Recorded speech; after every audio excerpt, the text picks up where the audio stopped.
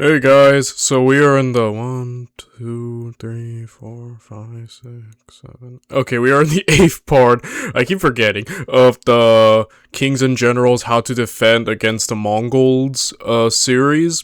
So today we're going to be looking at Indonesia and how they defended against the Mongols. So this will be very interesting. Obviously I've never heard about anything relating to the Mongols and their conflict with Indonesia. So this is definitely going to be new territory, which I'm really looking forward to, actually, seeing how they handled it. And, yeah, I don't really have much else to say other than if you want to watch the original video by Kings and Generals, the link is down in the description down below. It's always the first link. And if you enjoy my content and want to help me out in any way, feel free to like, comment, and subscribe. It would really help my small but humble channel grow, and I would really appreciate it a lot. With that said, and now without any further ado, let's get to it, shall we? Let's see how how Indonesia defended against the Mongols. In the 13th century, eastern Java and parts of the neighbouring islands of Sumatra and Borneo came under the influence of the Kingdom of Tumapel, named for the city of the same name on the island of Java. It was also known as the Kingdom of Singhasari, thanks to its king Jaya Wisnuhardhana, who changed it to be called this. The Tumapel kings were not absolute rulers, as much of their kingdom was made up of loosely controlled vassal kings and chiefs. But they controlled a lucrative position along the maritime trade routes through Indonesia and across the southern coastline of the Eurasian landmass. By the 12th century, Java was a leading exporter of goods from India to China, especially rice, pepper and safflower dye, while in turn importing gold, silver, lacquerware, iron goods and ceramics from China. The Southeast Asian sea trade was a valuable market which had been expanding considerably since the 9th century, and one which attracted the attention of a man hungry for world conquest. By the 1280s, the Mongol Great Khan Kublai had successfully conquered China, but other victories were frustratingly eluding him in Central Asia, Japan. Kublai, dude, he is trying so hard for everything. After China, everything else just was difficult for him, huh? Vietnam and Burma. As he advanced in years, the knowledge that he was failing to bring the rest of the world under Mongol authority weighed heavily on him. Now in his 70s, with his poor health, depression, deaths of his friends and family, increasing removal from affairs of state, and awareness of his own impending mortality, Kublai became desperate for victories to console his aching spirit. Economic aspects too were not to be overlooked, and were simply a factor in the inevitable universal domination. Kublai's Yuan dynasty, while influenced by China's Confucian norms and traditions, maintained the Mongolian practicality regarding merchants. Rather than treat them as an inherently lower class, they were invited and rewarded, and trade encouraged. The Yuan government partook in this with the conquest of the southern Chinese coastline, establishing a Bureau of Maritime Trade at the major port of Quanzhou. The Bureau not only oversaw and taxed the trade in and out of Quanzhou, but sought to actively encourage it, while settling foreign traders there. Contacts were made across the region, from the Southeast Asian coast through the Philippines, Indonesia, including Java and Sumatra, to India and the Iranian coastline. There is evidence for South Indian-style Hindu temples with Tamil transcriptions in Quanzhou from this period, a significant Muslim population, and resettled Persians who called the city Zayton, by which Marco Polo recorded the name. Speaking of polo, there is also evidence for an Italian trading community in Quanzhou. It was an entry point for the world. It was the port that Ibn Battuta, during his journeys in the 1340s, arrived at. The Yuan dynasty had a keen interest in trade and sought to extend their control over it throughout the region. At the same That's very practical, and I really like that, you know, at least their treatment towards traders and merchants, you know, very much more welcoming and, you know, wholesome.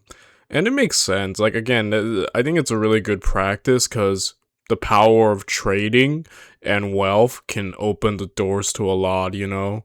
So I think that's a really smart and great policy they have, and their focus on trade is a very good and practical thing. um that the Mongols are trying to, gain. And obviously they want a monopoly in a sense. They want to be the power.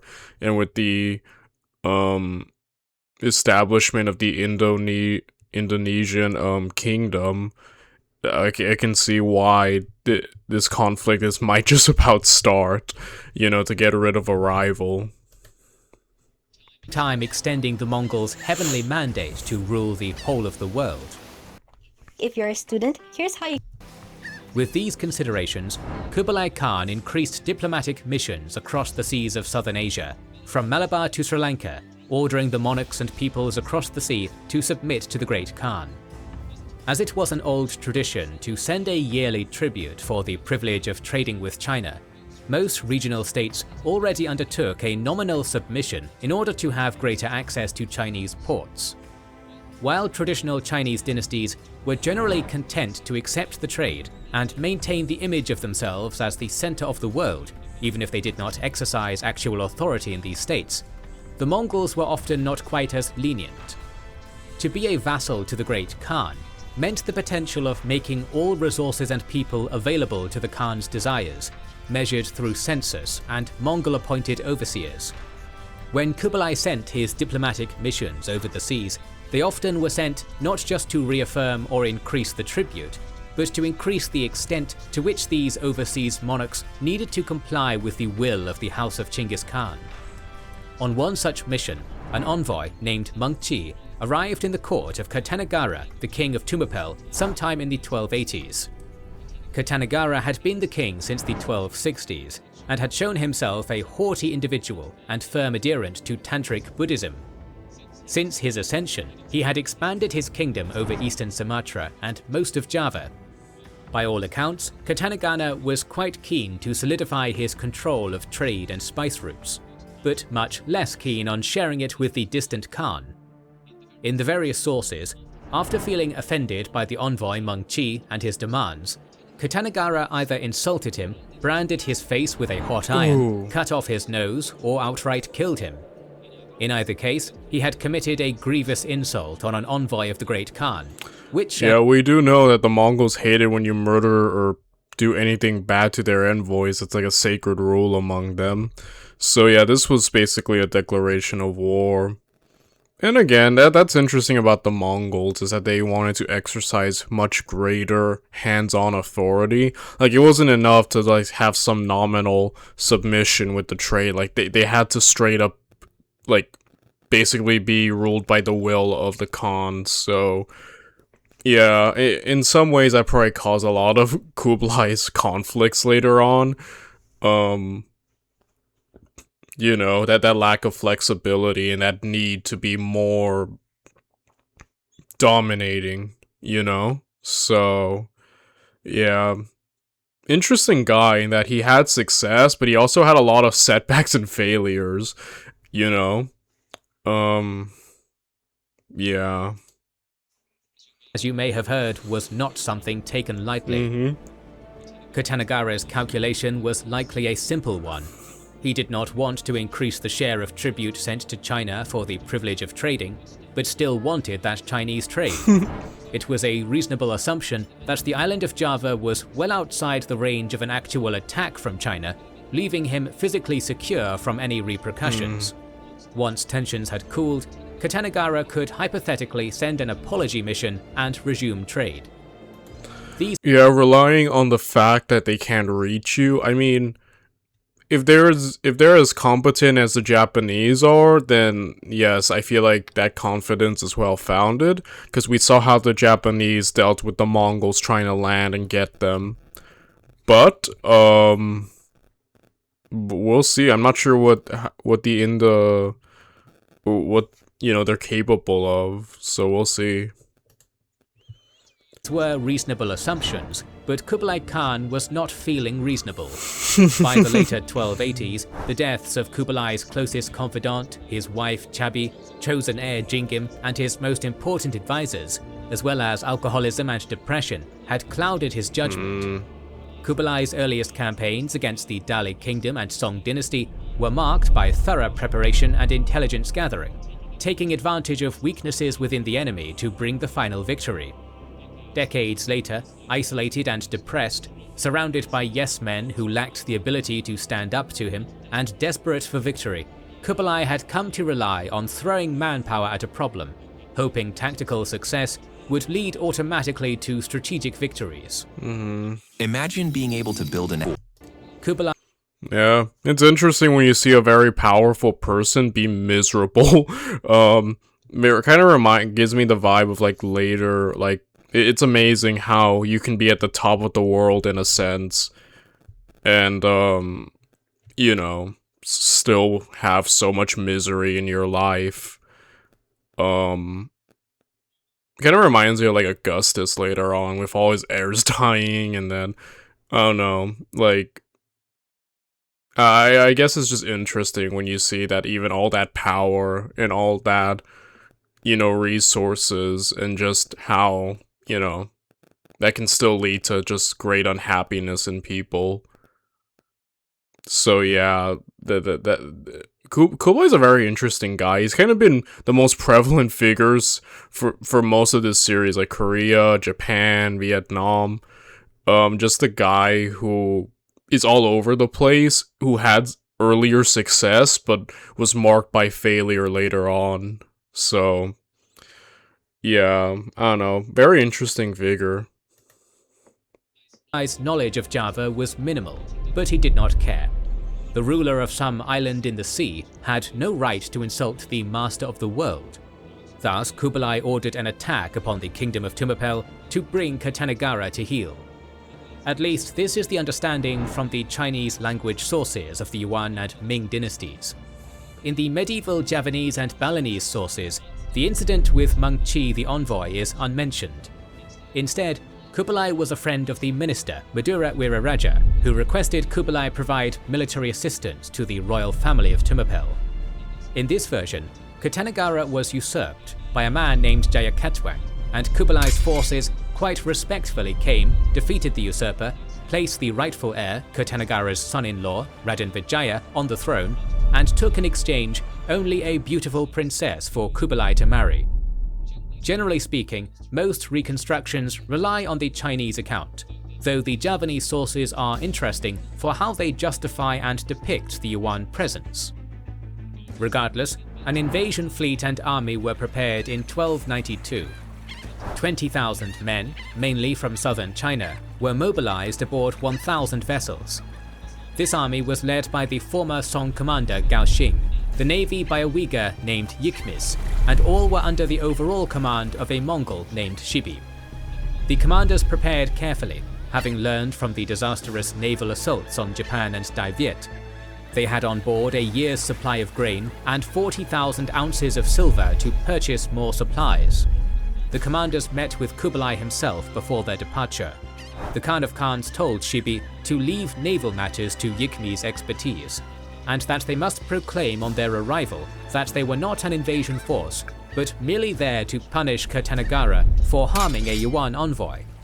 If true, it may reflect an understanding that facing battle in unknown lands against a foe they did not know was not ideal. The strategy, it seems, was merely to overawe the Javanese. The mere threat of their presence anticipated to be enough to earn a victory. The fleet set out in the winter of 1292–93, making a short stopover in Champa, now paying tribute and at peace with the Mongols. There, officers were dispatched on diplomatic missions to Lamori, Samudra, Perlak and Malayu in Sumatra, seeking tribute and submission. By March 1293, the fleet was off the coast of Java and preparing to make landfall. It was decided to send a diplomatic force ahead of the main fleet to convince Katanagara to submit and avoid having to make landfall at all. If there was no progress on the diplomatic front in a week, then the fleet was to follow up as a show of force. The diplomatic mission found no success, for matters had changed considerably in Java by the time of their arrival. The haughty king of Tumapel, Katanagara, was dead, slain by his vassal Jayakatong of Gilang, based in the city of Kediri. Wow. Katanagara's son-in-law, Raden Vijaya, based in Majapahit, was resisting him, and the Yuan arrived in the midst of a civil war. A week after the envoys were sent, the armada landed at Taban, where part of the army under Gao Xing and Yukmis disembarked and marched to Pachacan. The rest of the army was to follow aboard the ships under the command of Tukadege, sailing through the Straits of Madura to rendezvous. Alright, this is a very interesting change of dynamics. Like, yeah. Honestly, they kind of had that pretext of, okay, you know, killed, one of our envoys, we're coming here, to punish you. But now that he's gone, it's like, the objective, or at least the pretext, kind of feels a bit off now, as they just stumbled into a mess. So, with the land force. At Pachacan, Jayakatong's navy blocked the Brantes River, but made no move against the Yuan. The Yuan commanders landed and set up a banquet, inviting the Javanese to come over and discuss terms. No response was made by the Javanese, and after a while, the Yuan fleet and army advanced. Jayakatong's navy retreated before them, and after garrisoning Pachacan, the Yuan forces made their way inland along the Brantes. As they moved inland, they were greeted by envoys of Raden Vijaya, begging Yuan help. The young prince only had a small force, and Jayakatong of Gilang's army was on its way to attack Vijaya's base at Majapahit.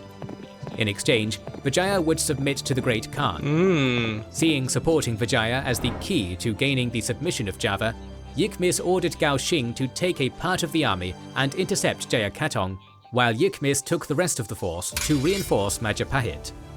Jayakatong managed to evade Gao Xing and reached Majapahit, only to find Yukmis had already assembled his forces to meet Jayakatong's tired troops. After a night of standoff, the next day, Gao Xing arrived with the rest of the Yuan troops, and all together they drove off Jayakatong's army. Raden Vijaya once again promised his total submission to the Great Khan if the Yuan forces helped him defeat Jayakatong for good, and after providing them maps, a week later they set off for Jayakatong's capital at Kadiri. The Yuan moved in 3 columns. The fleet on the Brantes River under Tukadege with... Alright, so this is such a cool development in that it turned from like, we're here to punish you, to now almost being welcomed with open arms by the son, or like heir of the guy who previously defied them, and now turning into basically we need to help you and instill you as our, you know, in a sense loyal, I guess, you know, guy. And honestly, a very golden opportunity. Wow, a complete just change of fortune, huh, for the Mongols. Wow. Gao Xing and Yukmis taking their forces up either bank, while behind them travelled a large force from Majapahit under Raden Vijaya. The army made good time and reached Kadiri within a few days, finding Jayakatong prepared with a large force. The next day, until the morning from early afternoon, Jayakatong's force advanced 3 times, and 3 times they were repulsed with heavy losses by the arms of the Yuan dynasty and Majapahit. By the end of the day, Jayakatong's army broke, fleeing across the river or into Kadiri with Jayakatong. An assault on the city followed, and by nightfall, Jayakatong surrendered. For the next week, the Yuan were the masters of Java. Raden Vijaya's promised submission now had come. For this, he desired to return to Majapahit with a small unarmed Yuan escort to properly witness his formal submission. While that force departed for Majapahit, Shibi sent most of the army back to Pachacan, while he stayed in Kadiri with a small force, thinking he had handily conquered Java for the Khan. Once Raden Vijaya saw that the Yuan troops had let their guard down, at the end of the day, he killed the Yuan escorts who followed him back to Majapahit. Wow. Double cross. Backstab. Dang, dude. That's actually insane. That's wild that he did that. But they're still on the island though, like he needed their like support to, you know, win the entire war. It's turning on them immediately thereafter really the wisest move. Like maybe not wait a little longer, build up your own strength, solidify yourself, and then rebel. Like this is like immediately he's turning on them right then and there. Dang, dude, that's wild. Rallied his armies and urged the people of Java to repel the foreign invaders. Only narrowly did Shibi escape the trap for him at Kadiri. He fought his way back to Pachakan, losing up to 3,000 men. Back aboard the ships, the commanders argued over whether to counterattack or to retreat, ultimately choosing the latter. Not knowing the country, outnumbered, and unlikely to find local support, they understood further combat would likely only have one disastrous outcome. With that, Shibi ordered a withdrawal back to home port. While they did bring back some trophies, maps of Java, population registers, spices, gold, silver, rhino horn, and prisoners, this did not offset the costs of the campaign. Not as disastrous as the invasions of Japan or Vietnam, even this tactically well-executed campaign could not be turned into a strategic victory, and resulted in a humiliating retreat. Dude, Kublai just keeps taking L's, doesn't he? I kind of feel bad for the guy. like he just keeps like taking L's. Dude, that was like the Mongols got played for chumps right there. That's embarrassing. Kublai was furious, punishing the commanders, stripping them of a third of their property, and rewarding them with 50 blows from the rod. Oh my goodness. Once Kublai Khan died in early 1294, there was no stomach to avenge that defeat, or those others suffered in Southeast Asia. By contrast, Raden Vijaya established a powerful empire based in Majapahit that came to rule most of modern Indonesia and Malaysia, founded in part with Mongol assistance. Dang. By the end of the 1290s, after Kublai's death, Vijaya sent missions to the Yuan dynasty to resume valuable trade contacts. Despite their reputation for destruction across much of Eurasia, in the Javanese Chronicle there is but a single reference to the Mongols destroying towns and sending people running in flight, reflective of the hope for a less destructive campaign, perhaps helping with the memory of the invasion becoming that of Kublai coming to assist his friends in exchange for a beautiful princess. It was a rather different view than their forces earned in many other places. In the end, Java successfully defended against the Mongols, with perhaps the most minimal amount of destruction to their own lands. Through guile, they took advantage of a well-prepared but hesitant Yuan army, and they were thereby able to not only use Mongol troops to their advantage, but inflict upon them a defeat with relatively little bloodshed. In many ways, it was the most effective, least cost-intensive, and most beneficial resistance put up by any of the states we have looked at in this video. Wow, that was amazing.